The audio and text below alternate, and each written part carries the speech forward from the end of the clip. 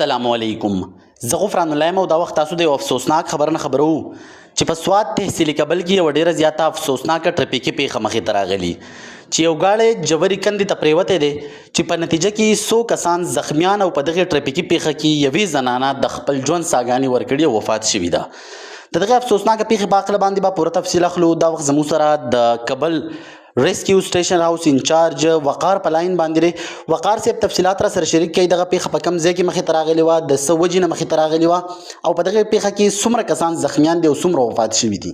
بالکل غفران تحصیل کابل علاقه ده، دیولۍ نمبر اشاړه ورته وایي.